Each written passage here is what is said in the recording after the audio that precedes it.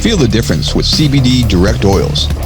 CBD oils may have the health benefits for your aches and pains. PDRcontractors.com. Developed to connect, promote, and advance the PDR industry. Start your membership today. Welcome to another amazing episode of PDR Tool Time. I'm your host, Daniel Grom, along with John Renstrom, Hudson Tanzi, and Vince D'Alessandro.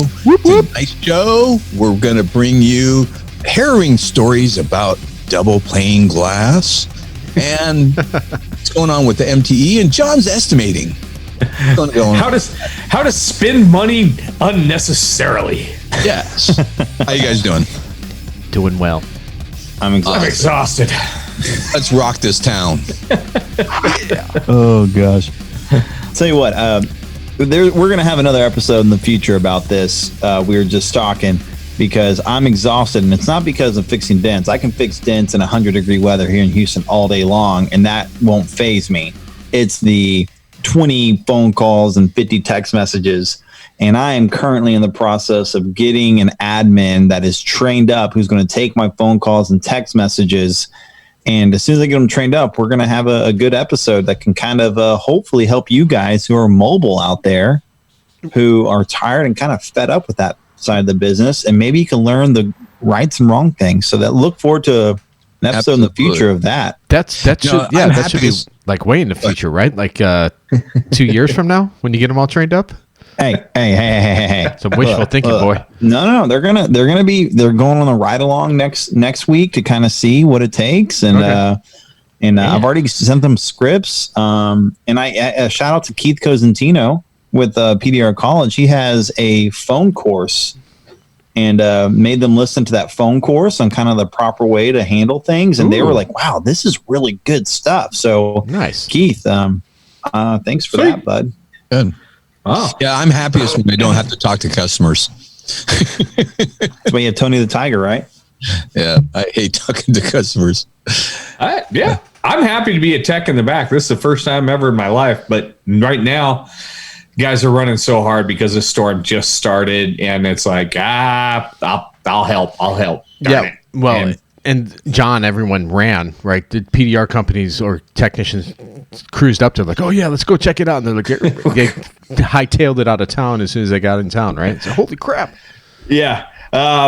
Across our parking lot is the Super 8 motel, and there was a diesel pickup racing through the parking lot earlier. I'm like, well, there goes another dick guy. Yes. Because the cars up here are bad. There's no doubt about it. It wasn't a joke when we were recording last week talking about it being baseballs. Rapid City, the dealer area, just got flat boo-barred. I mean, those cars are just crushed. I'm doing a job for a body shop. It's hood, roof. They're conventional on one rail. I mean, and the hood and roof both have probably 600 over $half size dents. Well, good thing at least the Power PDR boxes, some of them are here. Talking to Dwayne, I know by now, by the time this episode airs on Tuesday, Anson had 10 and Dent Tools USA had 10. So those are probably gone, or maybe one or two stragglers. If you really want one, you better call Anson right away and get on it and see if. But there will be a waiting list for the next set too, which the next set is due in July. I was going to say Francisco with Dent Tools USA stopped to shop today with his truck. Yeah, he's got one left on the truck. But by the time this airs in 4 days, that's probably going to be gone. Yeah, that's probably gone. Yeah. Well, the good thing is, like, he picked them up right from Colorado and drove them up to you guys, where the other ones are going to Anson by freight. So they're probably going to be hitting the ground probably this Friday, and then this airs on Tuesday. You might get a chance of grabbing one, but call. Don't even go on the website because it won't even be on the website. Call Anson if you want one. Yeah. And if you do want that and you are in the Dakotas here in the South Dakota area, Biggs will be up here next week with the Anson truck. So there are people calling the Anson office and working with Biggs and making sure that what they want is going to be on the truck. Oh, that's sweet. Didn't know that. The other thing that I wanted to mention with that was I'm getting a lot of calls for scanners. I think you guys are paying attention and really realizing that, myself and John, we had that awesome episode 2 weeks ago I had 3 calls today on scanners. I think you guys are realizing you're leaving money on the table. Protect yourself. Number one is protect yourself, right, John? Protect yourself. Yes, absolutely. 100%. And the customer, of course. Right? Like this is not only a money-making thing and a liability thing for us, but also for the safety of the people whose cars we're working on. Unfortunately, when we're talking to dent guys, we have to talk numbers for them to like, oh, wait, there's safety involved. Okay, that's cool. We should be all doing that. And all of a sudden it's like, hey, you can make an extra $135 for 5 minutes worth of work. Oh, okay. Now I'm paying attention. Right? Yeah, right. Yeah, no, I get it. But want people know. Yeah, it's a huge safety issue, and it really is an eye opener. How many codes we throw on a car that has no codes? We unplug a couple of things, and all of a sudden, you're like, "Why did it throw a stereo code? I pulled the taillight." Yeah, I mean, it'll just throw oddball stuff. You disconnect the battery, and you threw 3 codes. Mm-hmm. That's so weird. It is so weird. It's crazy. Yeah. So. Okay. All right. Daniel. Boom. Where are we at? What are we doing? Oh, John, what are you doing with estimating? So, like we were talking that this storm was huge. I'm in Spearfish, South Dakota, not working in Rapid. So I'm 40 miles west. And that town had a lot of really big damage. And I'm writing the base hail, and then all of those dents that are beyond that. Now, we've had Paul Corden on a few times, and we've had many discussions about what is oversized, what is double oversized, and what is extreme. And quite honestly, if it's double oversized, I'm thinking it's double oversized. I'm writing it in price of dent. And, I posted that car earlier this week, and actually the discussion wasn't about whether I was fixing the car and to show off the dent repairs that I did. The discussion was about how I wrote a rail with a seriously hard hit dent in it, and I wrote it up for $800 just for that dent. And I posted that, and I got a lot of feedback. A lot of people wanted to correct me, wanted me to charge more. More people wanted me to charge less. More people wanted me to charge exact OEM procedures, which all failed the exact premise behind the exercise. And the exercise was this. Yeah. I wrote that one dent for $800. The remaining damage added another $190 to that rail. The body shop, regardless of your opinions on how they should conventional it, is conventionaling that for $600. However, the only reason they're doing that conventional is because of a crack that we found inside the door jamb. They agreed to pay me $800. They agreed to pay me more money, $390 more, to PDR that rail versus paint it. Oh. So why? So what's the end result of that? The end result was when they picked up that car, the body shop is signing up for Mobile Tech RX. They're learning how to use price a dent, and they're going to raise their conventional prices. Right. Go. Well, if they're writing up conventional, they're writing up in CCC or Mitchell or whatever. Yep. They would get more money than they would in Mobile Tech RX, wouldn't they? Well, the issue comes about is they'll put, when you just go in and you just type, 3 hours for that rail, for 3 hours of conventional repair, and then refinish the rail and blend the quarter panel. Right. Well, that blend, the refinish of a rail is 1.2 hours. Right. Yeah. Because the rail is only 4 inches wide. And then the quarter panel, the blend of that is going to be 40% of its, 3 hour time frame. So it doesn't do anything. They're not pulling the door. That's what a lot of people posted up. Well, they need to be pulling the door. They need to pull a fender. They need to, remove the bumper cover, remove the shields, and they need to pull all the weather strips out. No. This is a small town shop. Yeah. They're not doing any of that. So what I had to do was I had to start somewhere. Yeah. And their idea of where they started is the State Farm sheet. We all know what State Farm's paper sheet is. Right. None of us like it. No. So I wrote on the State Farm paper sheet, and then I got an extra $800 for more damage. Well, okay. So, go ahead, Hudson. But to reiterate the point, what the people did say that with OEM procedures, if we take a besides the fact that it is like a country podunk shop, the people that are preaching OEM procedures, they are correct though, right? Sure. And had the body shop follow OEM procedures, that rail should be more like 2,200. Right. Yeah. Okay. But yeah. the fact that they're willing to do it for 6, and that's how their agreement with State Farm is. The shop does phenomenal work. I glue pull on their repainted panels without fear. Oh, wow. They do that kind of quality of work. Yeah, that's awesome. Yeah. So, but they're just, the prices aren't up there, and I need to move that whole market. And so here's how I started. Well, let me ask you this, because this is where I run into a little bit of a conflict too, because I was talking to Craig Dyer on the phone yesterday, and I had a Tesla hail car in my shop. It's like, I kind of make a big deal out of it because I haven't had a hail car the whole year. This is my first one, and we're in June, right? And a Tesla. And a Tesla on top of it. So I wrote it up. It only had one shot on each fender, and then it had, I think, 68 nickels and dimes, maybe an odd quarter on the hood. So I wrote them all up for quarters, right? And I wrote it up and I sent it off, and I used the just the regular matrix, the standard matrix in Mobile Tech RX, and there was one on the tailgate, on the liftgate thing.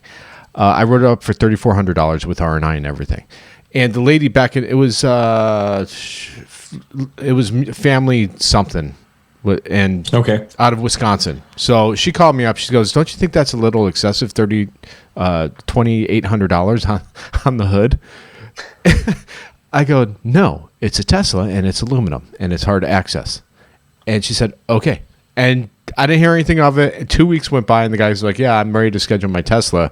And I'm like, "Well, okay." I didn't hear anything back from him. He's like, "No, they sent me a check for the full amount." I'm like, "Okay, cool." So I don't know if it's just COVID and they don't want to send someone out to look at it, but I was talking to Craig, and he's like, there's no possible way anyone would ever get that amount of money in Texas. Probably not, no. Why is that? The market, well, actually, let me go back on that. I'm not going to say no, because it all depends on you. I was told I couldn't get $4,700 to do 20 dents on an entire car, and I did. In Texas?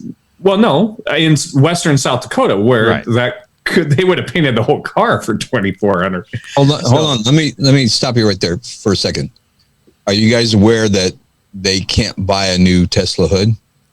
No, but if they did, the parts? It's probably like a $250 hood, because Tesla does not mark up their products at all. Yeah, but they can't get them.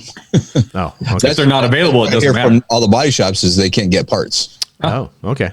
Well, I did get a repeater, that camera for the left front fender, because it actually had caught a hail dent on it. It's $150 for the little side marker with a camera on it. $150 is it's not even my cost. That's what they charge. It doesn't matter if Joe Blow walked up there and bought it. There's zero. Really? There's zero markup on it. Teslas aren't a problem where I'm at. Right. So, but pickups. I'm just trying to understand the disparity between Texas and California and South Dakota. Why I can answer this? Yeah, go. Try to answer. Is it okay if I it's John? Yeah, okay, go for it. Take a crack at this. Here's what I'll tell you this. Whenever we have a legit storm where I am, we get the cat adjusters in who see hell day in and day out. Yeah. And they don't play games. They don't mess around. They won't give you the time of day most of the time. There's a few out there. But whenever we get like a few stragglers and the cat adjusters are gone, and we have our local adjusters who don't know anything about hell, I can get whatever I ask for. And they'll just be like, yeah, I don't know what I'm doing. Like, is this what it is? I go, well, yeah. And then they'll just plug in conventional, see it's cheaper than conventional. And they're like, okay, yeah, go ahead. And I write it on standard and never have any issues. So you have a cat adjuster come in and he writes it, then you supplement for the rest. And that's the part that I would do as a business owner. But I guess, because Craig was like, I get $3,000 to do a whole car, that will take a day and a half. You took 4 hours to do that hood and you got $3,400. He was pissed. Yeah. Well, there's a couple of things. Number one, pretty much everybody knows that there's not a lot of hail in California, so there's a California surcharge, so nobody's surprised. Okay, I get some of the most money I made per day was doing a hailstorm in California. Right. But second, I promise you, somebody somewhere in Texas is charging that and getting paid it. I guarantee it. The problem is we don't know those people. That's like, there's only one place that I know of in all of Western South Dakota who's doing their conventional body repairs following 100% of OEM procedure. Yeah. So the cars that every other shop is doing for $6,000, he's doing for $26,000. Yeah. And same here. I know shops that do that as well. Right. And they keep your car for a month. Somebody's doing it. Yeah. Now my problem is I want to be that shop doing the 26,000, but I am only working with the shop that's doing it for 6,000. Yeah. So the rising tide must lift all boats. I'm now raising the body shop conventional rates so that I can raise all the PDR rates, and then we'll see where we go. But it's going to be a long, slow process. Yeah. It's, and where I'm at, John, like the body shops I service, the service riders have no desire to fight.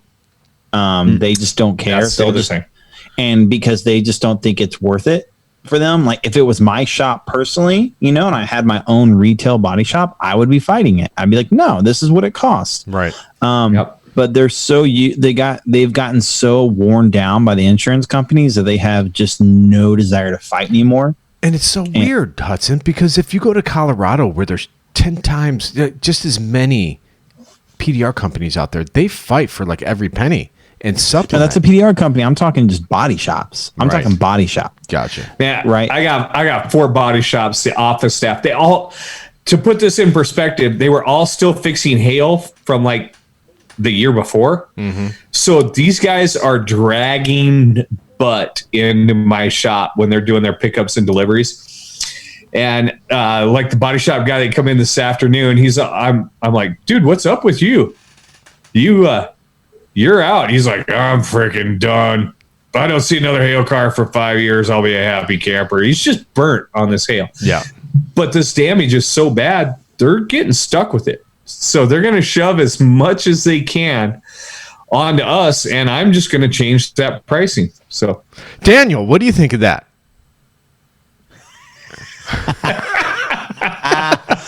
Oh, hey, Vince, what just happened?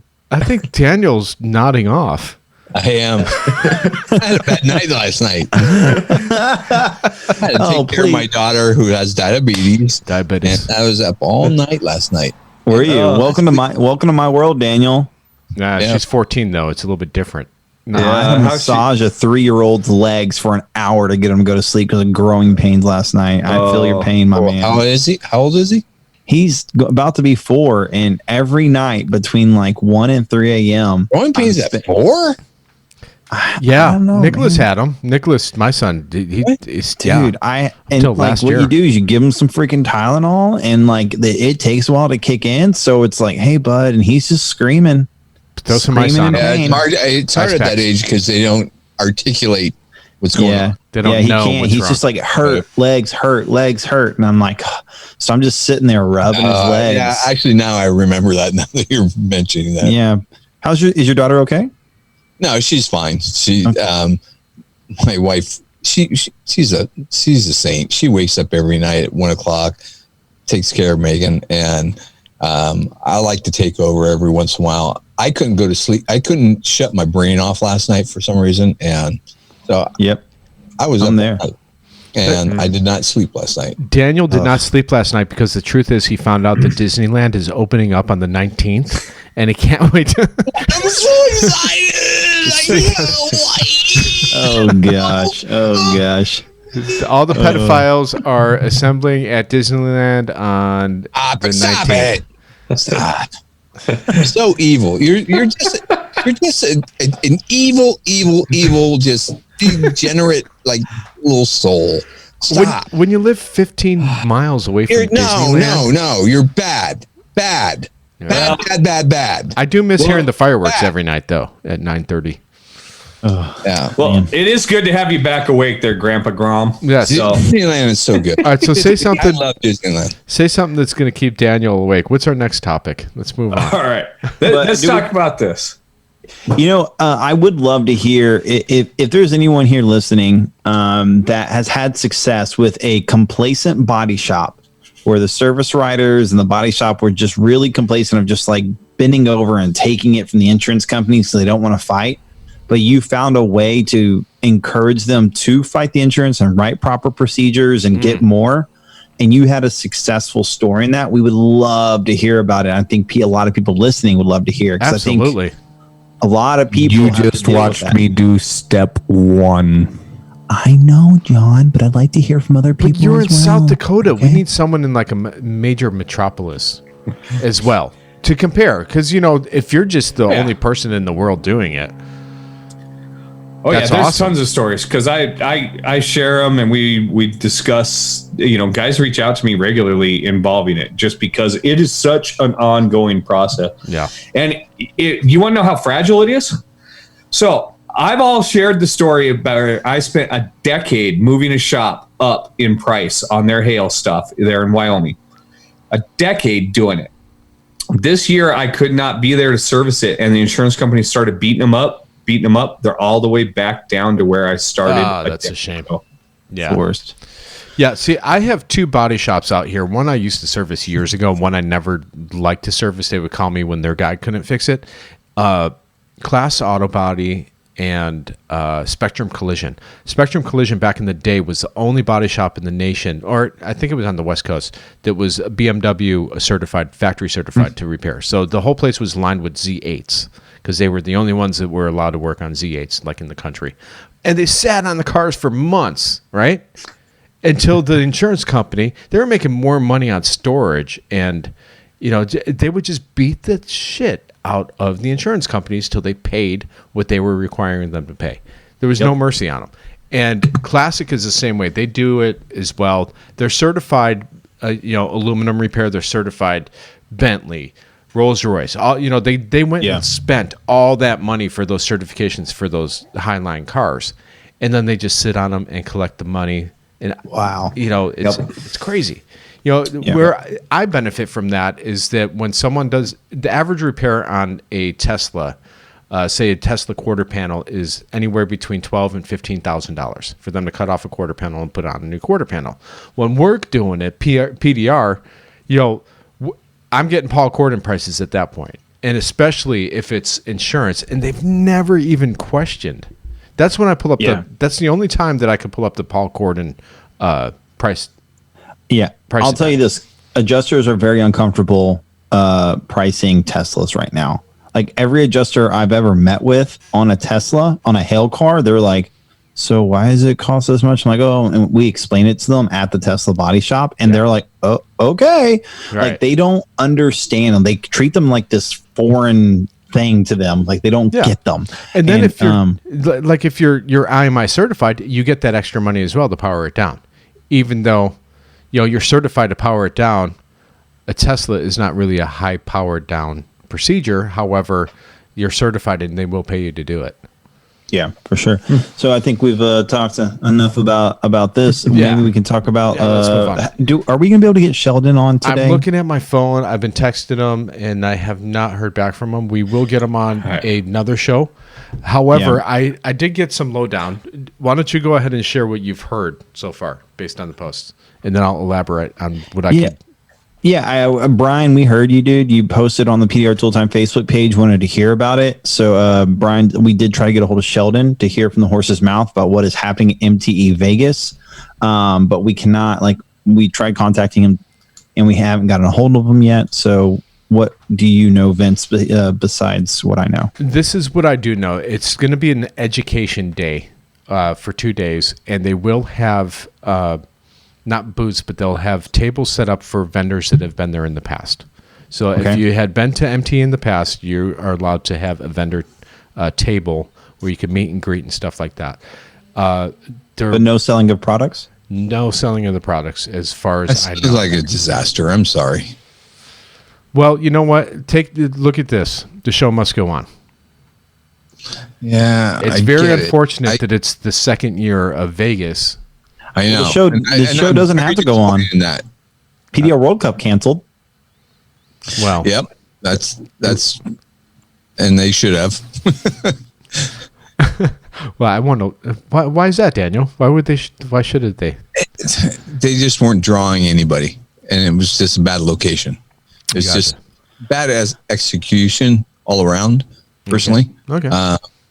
And this is coming from someone who didn't go, but go ahead, Daniel. You're exactly right. But when you get more people at a Mike Toledo event at his shop or Vince's shop or at Anson's shop, there's something wrong. Yeah.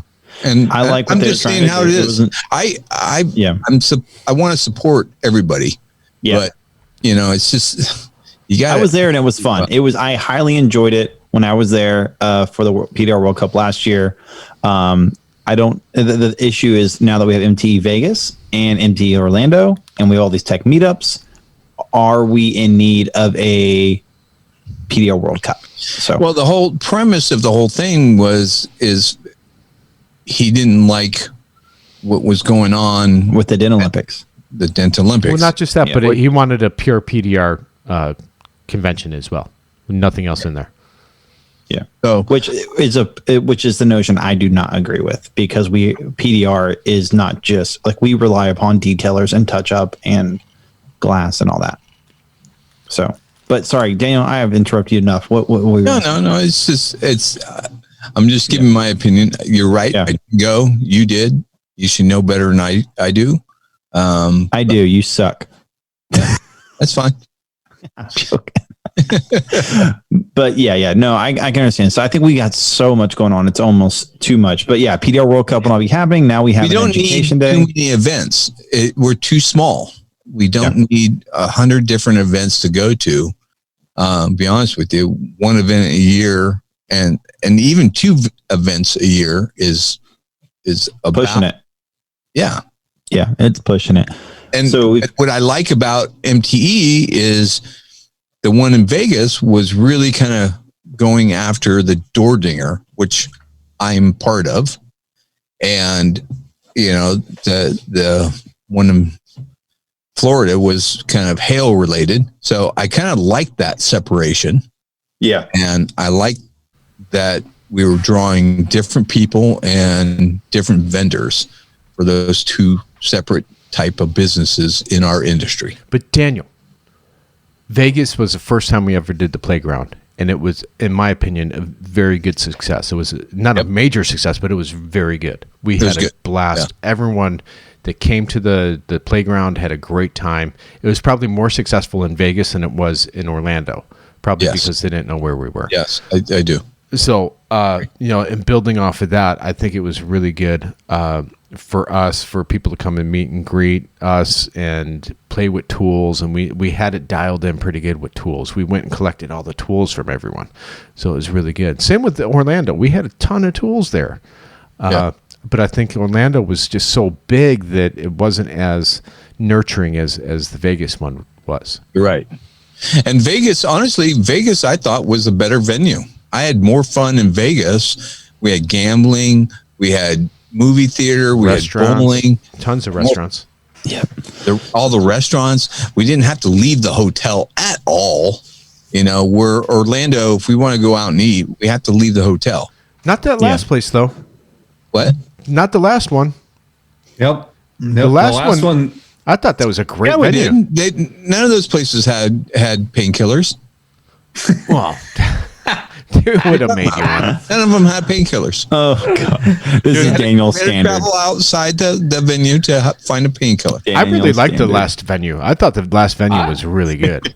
I agree. I thought that place was awesome. It was so easy to find your way around to everything. Yeah. That was awesome. I want to see that continue. Are you talking about the Orlando or? Yeah.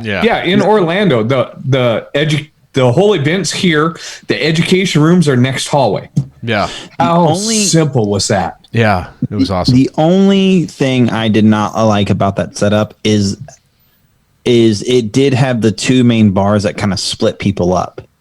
So you had like the outside bar where a lot of people hung out, and then you had the inside bar. And instead of having all the Dent guys in one area, we were separated to 2 different areas. We had that at Worldgate or the other place. We had the pool bar. It doesn't mean I liked it there either, Vince. Okay, I got it. Yeah. So nobody's gonna be happy. Yeah. Enough about this. Let me tell you about how much I suck. Well, hold on, because I just have to follow up with what I do know. Okay, so it's going to be education. Okay, so it's going to be 2 days of education. I believe there is a limit. From what I hear, there's going to be a limit of 250 to 300 people only because of it being, social distancing. Now, keep in mind, guys, this is still like what 2.5 months away. Yeah, rules might change between now and then. So I know. Wait a second. What? You make it sound like COVID isn't a worldwide epidemic disaster if you say things could change. Right. I don't know. After all the protests, I'm done listening to the TV and all that. I'm not even going to start quoting that shit. Oh, it's garbage. So, all right. Yeah, let's move on. Tell us what it's like. Let's move on. Hudson. Tell us what it's like to blow $500 in half a second. 500. Try 1,300. Oh, what? What happened? I don't know any of the story. So tell me. So I posted a photo of what it costs to get 14 years, guys. I'm 14 years in this business. I started when I was 18. I'm 32 now. And this is the first double pane glass I have ever broke. And the sad thing about it is I don't even think it was my fault because I didn't even have a tool in the door. Let's see. Go ahead. So you didn't? What do you mean you didn't have a tool in the door? So here's what happens. Okay, here's the special. Here's the all the circumstances. People have been asking all these questions on the post. What kind of car? Your make and model? Porsche Panamera. I get a call, customer, and it's my Porsche dealership, and they're like, "Hey, this is sold. We need it done." I'm like, "Okay, I'll be there first thing in the morning, right when you open up." So I get there at 7 a.m. I go there. I get the keys. Go to the car. Now here's the procedure. Here's my procedure. Before I go on with the story, I want to hear y'all's procedure. Mm-hmm. I leave the edges of the double pane glass is the weak points, right? Yes. The middle of the glass is strong. The edges is where it's not. And so you always keep it up a few inches, and you use a metal window guard, so you disperse even more. Keep going. Pressure. Keep going. And then I use a pump wedge because it disperses even more pressure. I don't even use a window wedge. Absolutely. You're again correct. That is what I have done for 14 years. Yes. So that is everything I've done. Do you guys do it any different? I know some people will use two wide wedges. No. Okay, John, Mr. Renstrom? I do it completely different. I'd love to hear it. I want to hear it. Whoa. So I open up my Mobile Tech RX, I go to R&I, and I bill them to pull the trim panel, the belt molding, the mirror, the glass.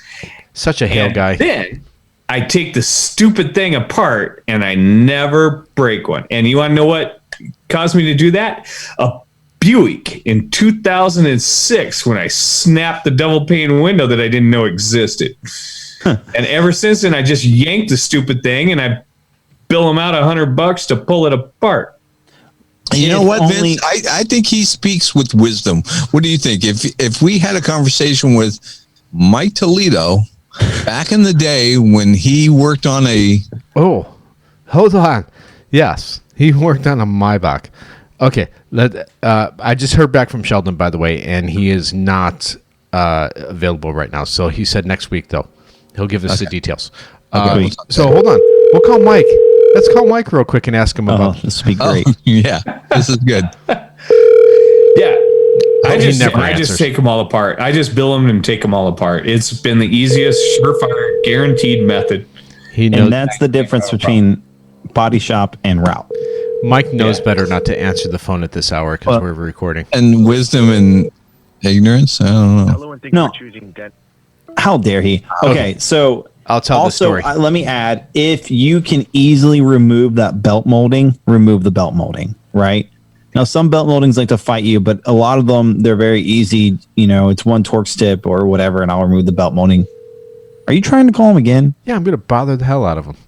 Yeah, Hudson, see, now I broke a Chevy tempered door glass doing exactly what you're talking about. Went to put the window wedge in, didn't even have the wedge into the glass, and the glass shattered. I've done that before. I mean, I work on... Okay. I work on double pane glass all the time. And I don't give it any second thought. I don't charge more for it. You should. What are you thinking? It's just glass. It's just glass. No, it's not just glass, because I just paid $1,300 for this glass, and that was them giving me a discount. Daniel? And why did you pay $1,300? Because of even myself, I gave you a hard time. Like, holy cow, you totally overpaid like $500 labor. So here's the story. Tell us the story. People are talking. Okay, the story is this: get there early in the morning. I do everything I'm supposed to do. I put my my pump wedge in there. I turn around to get a tool out of my van, and when I get to my van, I hear pop. I'm like, what the? And I turn around and look. Was it a pop or a snap? I can't. It was a. Right. I don't know. Right. It was definitely something like, it was almost like, have you ever pumped up put a wedge in so much to where you hear the belt molding kind of come loose a little bit? That's what I thought it was at first. And then belt molding. What the? And then you did that, right? Yeah. And then I went over and I saw the cracks. I'm like, oh, frick. I'm like, well, it was bound to happen sometime. So anyways, I fixed the dent. The thing is, the car is sold. It's leaving that day. It's a 2014, 15, 16 Panamera. I call the salesman. I call the manager. I go, look, hey, dent's fixed, but the glass is broken. They're like, well, we don't really have that glass lying around, and it's leaving today. So I go, look, man, just let me know. Like, I have to go. Like, I need to leave. I have way too many locations today. I can't change this for you. Just bill me, right? Just bill me. I don't have time. He goes, okay, cool. Thanks for letting me know. Thanks for stepping up and being willing to pay. This is what happens. They have to cannibalize another Porsche because it's leaving at noon. So they find another Porsche of the same make and model that year. They take that apart. The glass company that takes that apart breaks the interiors, not the other glass. They break the window regulator in the other Porsche. And then they eventually put the glass into that other one. So basically, I had to pay double because I had to pay for the removal of the glass from the other Panamera. But you're not paying for the Panamera I broke. And then they had a special order because it was a certified pre-owned Porsche. So they had a special order of the glass from Germany to come that way. Now, here's the other thing is they didn't get it transferred in time. And the shipper who showed up to pick up the Panamera, they were like, hey, we got another hour before we can put this thing on the truck. That guy was like, nope, I'm not waiting an hour and I'm billing you later. I got other cars to pick up. Wow. So they got billed for basically not having a car ready to be picked up for double so all this stuff. So they could have billed me so much more. They only billed me $1,300 because they could have billed me for way more. Now, did you explain to him, like, this is like something rare out of the thousands of cars? That manager there, I've known him for over a decade. Yeah. He's really cool. And he was like, why didn't you just glue pull? I'm like, well, it was a very sharp dent. And on a dent like that, you typically will try to get a tool on it before you glue pull it. Yeah. And he's like, okay, understood. And so he knows all the thing. And I go, dude, I'm going to be honest with you. Like, I'm going to put my money and I'm going to pay for it. But I was over a foot away from the damage. Like I was towards the dent was towards the front of the door. Yeah. And it cracked. Okay. Near the back under the handle. Let's deep dive into this. What do you think really happened? Because that's really unusual. I mean, for that to happen when you got an airbag in there, that's just wrong. Hold on. Had to be a crack. There's no airbags indoors anymore, buddy. No, he's talking about the pump wedge. Okay. Yeah, the pump wedge. Yeah, so I was talking to the guys who do the window tint. What's up, Vince? Sorry. No, I was just apologizing. Go ahead. I was talking to the guys who do like the window tint, and I was like telling the story, I'm like, yeah, 1,300. Like, oh, he's like, what car? And I was like, a Panamera. And he's like, oh, dude, those are the worst. I go, what do you mean? He goes, the tolerance on those are so tight.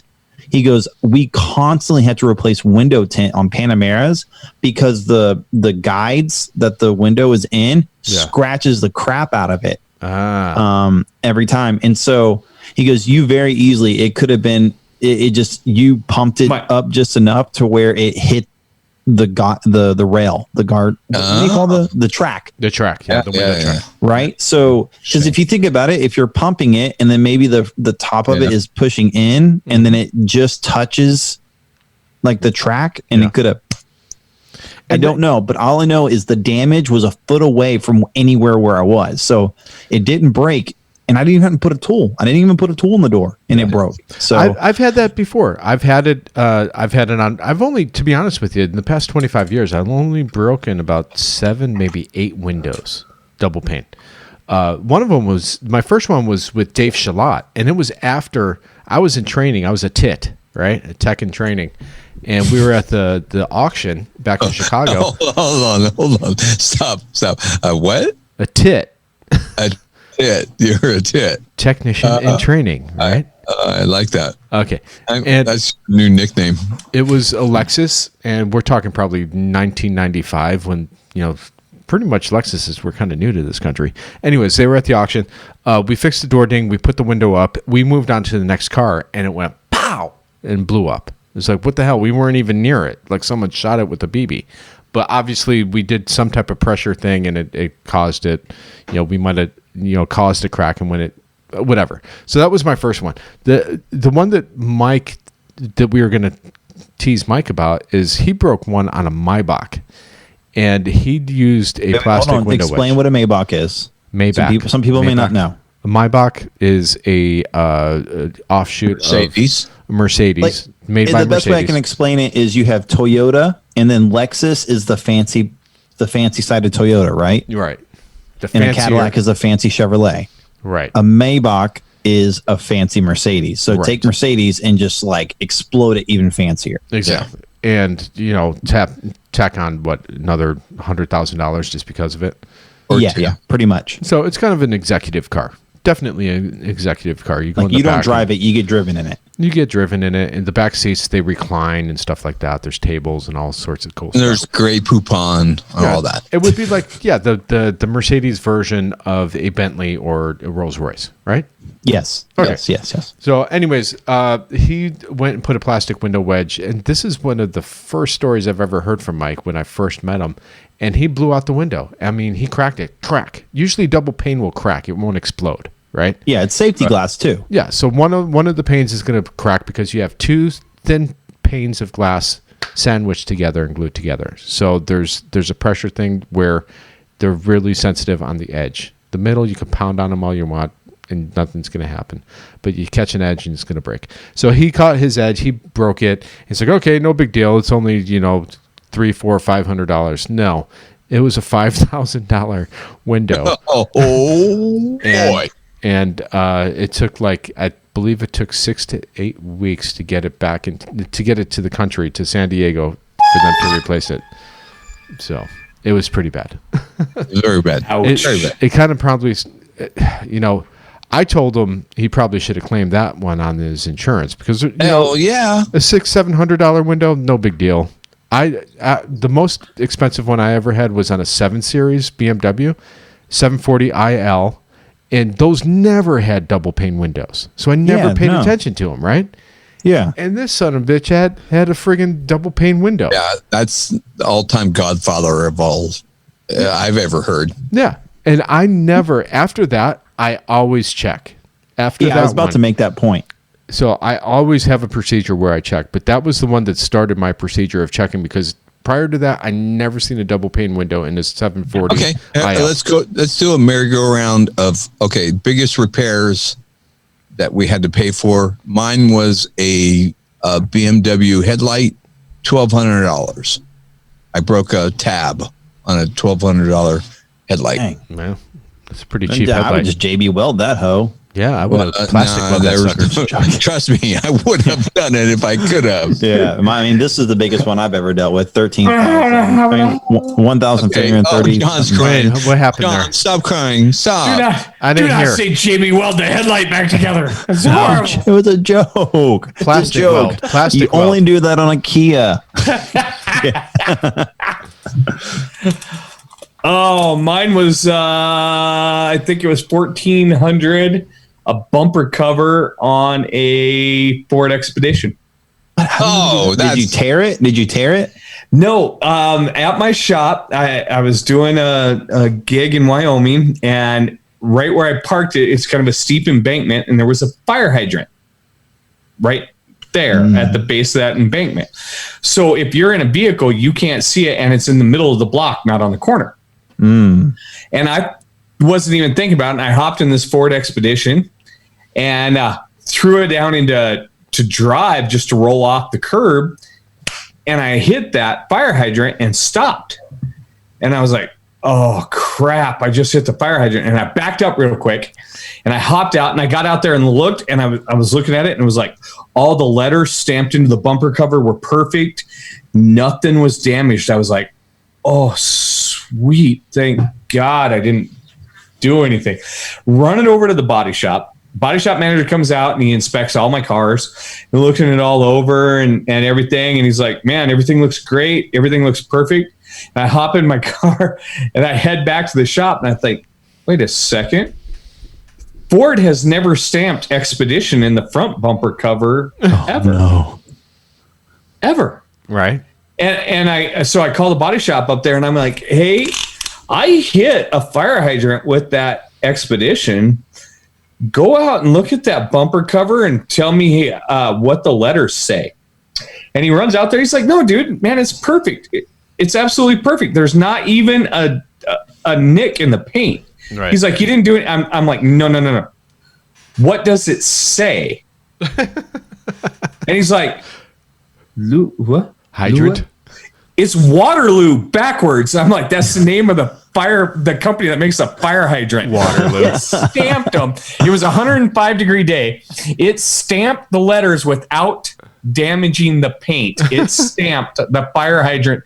And he's like, I might let it fly. I'm like, dude, don't let it fly. Buy a bumper. I'm sorry, you're guilty of just Waterloo right there. You should let it fly. No, you did the right thing. Nope. I'm like, put a bumper cover on it and send me the bill. And it was like $1,400. Yeah. It was a full hail job. I'm like, I don't care. I would have went to the sign shop and asked them to print out that and start putting lettering on the side of the truck. Run around town to put Waterloo on other Expeditions. Look, no, that one has it too. Special edition.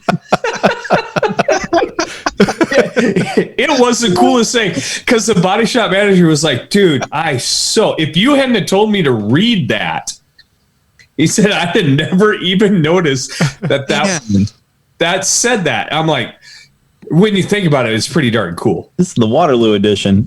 Yeah. All right. So Hudson, now we have a show title. Yeah. The Waterloo edition. You better put that down because Daniel will forget that in about 5 seconds. Write that down. Spell that for me. So anyways, Hudson, you had another awesome topic that you wanted to talk about, which is like, what is it? It's the one tool on your cart that you cannot. Yeah. There is a tool that you have that you will not get rid of. You keep it on your cart, but you rarely use it. But you just can't bring yourself to get rid of it because when you need it, you need it. Can it be an accessory or a PDR tool you're talking? Anything on your car. I don't care. You could say a Posca marker for all I care. But yeah, I've already put a link to the one I have. Okay, share what you got. I use this. It's the CarePoint 510 rod with adjustable handle. Mm-hmm. And I think the rod. It's a skinny. It's practically a wire tool, but it has almost makes like a U shape. But it's not like a swoopy U. It's a jagged U. Yeah. I know exactly which one you're talking about. Black handle. Adjustable. Yep. And so that comes in a little set, and that little set I use all the time. Yep. Those black handled adjustable handle CarePoint. I think it's the 5mm ones. Yeah, 5mm CarePoints. And buy them all. Use it a lot. At least I do around door handles. Yeah. So that hook one. I use the other ones in that set around door handles, but what I've come to find is every once in a while through a wiring harness, I consider it like my J hook of wiring harnesses. Right. Instead of having to fish a whale tail all the way down the door and try to squeeze it in between that small piece, like where the skin gets really skinny, you can just shove the whale tail in there and fix a dent on the very edge of the door. Yeah. Well, this one, every once in a while, you get a perfect dent that's like right above up there, and you just poke it in and boop, boop, dude, done. I got to tell you, Hudson, the last time I have not used a whale tail in the front edge of a rear door in months now. So what are you using? I'm using a couple Stanliner tools that go far beyond what you could do with a whale tail, just so you know. Okay, which ones? Because I'm still not I'm not the Stanliner fan yet. I don't know the names, but how dare you? I'm pretty sure it's a bird. It's bird related, and it has about 20 different curves in it. It's the Missouri Creek Wobbler. It's the Mockingbird. It's the blue-crested Missouri Creek Wobbler. Well, this is the Baltimore Oriole. It's got an orange handle, and we just went ahead and painted it black down the shaft because why not? And it's limited edition. They will not make a lot of them because for some reason it's the best. It's so stupid. It's the best tool in the world, but we're just going to make a handful of them. And that's just it's so stupid to me. Like, so dumb. Like, I get it. That's super. It's whatever. Like, oh, here's my collector's edition PDR tool. Good for freaking you. All right. Well, I actually. Man, this works so great. I love Thomas to death. I can't ever get it. I love Thomas to death. Great guy. I've known him for years now. I saved him from having a panic attack, heart attack at MTE about 6 years ago. How did you do that? You kiss him? No, he was actually sweating bullets in pure white and was like dying right there. We had to call the ambulance on him. I'm like, he's talking Vince, the first time we really met. And I'm like, there's something wrong with this guy. And this is right when Kevin Halewood was doing the whole, heart attack benefit stuff because he had just recovered from his heart attack. Yeah. Like quadruple bypass. We almost lost Kevin back then. I'm like, this guy's not right. I go, Kevin, you need to call an ambulance on him. And, they got him okay, but his blood pressure was through the roof and everything. Way too high for a young guy like Thomas. Because I think Thomas is either my age or even younger. Oh, man. But anyways, that's one thing I don't agree with. And I think if his father had the choice, I think Kaz would make as many as possible of his awesome tools. But Thomas, being the marketer that he is, I think he puts exclusivity on some of these tools that he shouldn't, because some of them are really phenomenal. I think his dad, he makes tools and comes up with another idea. Fit a purpose, and then he has to look at the tool and say, okay, does it fit a wider need? Yeah. And it doesn't. And that's when he makes it a limited. So do you think, would it be like he's in a certain scenario and he's like, none of the tools I have can get to this dent. I'll just bend it this way. Yep. And I'll go to this metal stock I got over here, and I'll just bend it this way, shave it this way, and boom, there you go. Because I do the same thing. Yeah. And what do you use to do that, Daniel? I start with the welding wire. And damn it! I was all ready for you. Daniel, and you freaking blew it. You blew it that time, dude. Right. Oh my god! You fall asleep and then you came and set it up right. Fired. That's it. You're not getting paid this episode. Damn it! The only time in our show's history where Vince was on time with the bench grinder, and Daniel doesn't even. He says the welder. The welder. When have you ever used a welder? I get a welder out. Welding wire. Welding wire. You take welding wire, you bend it to the shape you need it. Whatever. Put it into the where the dent needs to go, and you have a temple. Blah blah blah. Gosh. All right. Well, for me, it's my Dent Craft 36-inch double bend. Like the big round one, or shaved, or interchangeable tip. It's got a bit of a knife edge on it, and it's just a 7/16 diameter. I've had it for 15 years, 16 years now, and it just gets into every quarter panel, sneaks up around fenders, and that tip throw is good, it down into a door. Pipe handle. Yeah, it's just a handy little rod. And every time I think I'm going to put that on the wall, and if I don't touch it for a month, then it goes into the closet. Gotcha. And it always gets used to fix one dent somewhere. Yep. On something. Okay. Mine is, because we're running out of time here, guys. We're approaching the 1 hour minute. Anyways, the 3/8 rods from Dent Craft. That is something that I find myself going to.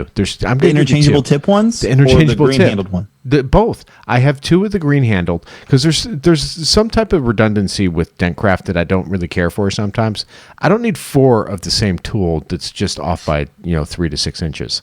I have 2 of the 4, and it covers everything that I need. So, and I'm fine with that. And a lot of tool companies do that, and I get it. But I don't need to buy a set of it. I just need 2 of them. And then Richard was kind enough to send us the interchangeable tip ones like 6 or 8 months ago. Remember that? Yeah. Yeah, no, they're great. And it's on my rack because that tool will get into so many different places, and it's fantastic. You have those Silverado fenders, front fenders that have the holes in the wheel well. Boom, right into it and right to the dent. I'm going to tell you this right now. Those same tools with those interchangeable tip 3/4 inch tools 3/8 from Dent Craft. 3/8. 3/8, excuse me, 3/8 inch. Those are my go-tos for bedsides now because they fit in the bedside holes perfectly when you take the bed cap off, and you don't have to warp the metal at all. Right. I got something else I use for that. However, the other one too is the Dent Reaper. I gotta tell you, man, every time I've replaced almost all my tools on my cart with door lords for regular door dings. And I have the whole set of door lords to get to just about every single dent.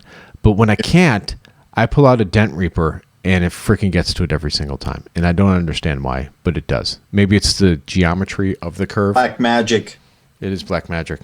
That John Vidine. You're stealing my thunder there. Sorry. Okay, I'm going to shut up then. Dent Reaper as well. But John made me a Dent Reaper with an adjustable handle rather than a regular handle. And what I find what the Dent Reaper does is sometimes if you get a really sharp dent on a door ding and you use a regular dent tool, you're pushing on the side of the edge of the tool. Okay, the Dent Reaper will push the tip of the tool, and it gets the tip and it gets right where you need to be because of the geometry of the dent tool. Yeah. And I like the Dent Reaper. Yeah. So what about yours, Daniel? He just said Dent Reaper. Dent Reaper. Did you fall asleep? What the hell? I thought he was just saying, like, just talking about the Dent Reaper. Vince talked about it. I don't use it all the time, but no, you can't have the same one. What's the other one, Daniel? No, I gave 2. His was Dent Reaper. Actually, okay. Today I used my tool. What's that? Is the D&D D-ring. Huh? Oh, that thing? Okay. I can't use it, man. I can't figure out how to use it. Every time I use it, it starts shifting and moving on me. I can't get it to stay. I needed like a. No, I was working on an older Chevy rear door, and it has a wide opening, and I needed some leverage, and I took that purple little tool and clamped it on the edge of the opening, and it was able to get some leverage. Huh. But that thing was designed. Really, I designed that tool for truck. For trucks. Yeah. So. Yeah. All right.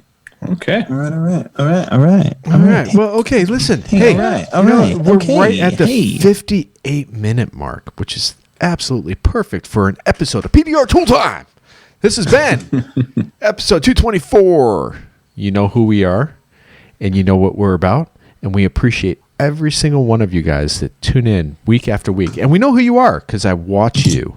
I watch you on the internet.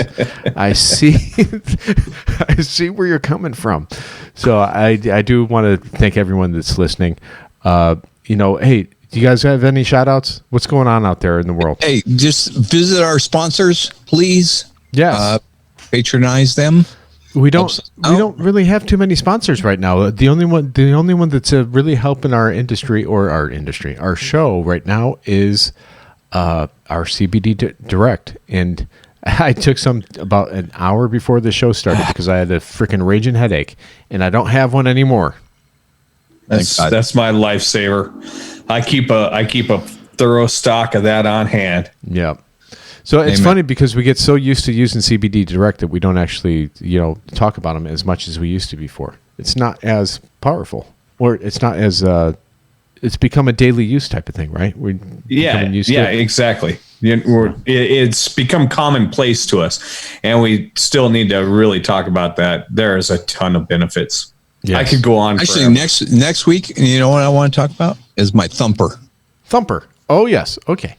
Cool. Vince, I used the thumper on Vince. I got thumped by Daniel.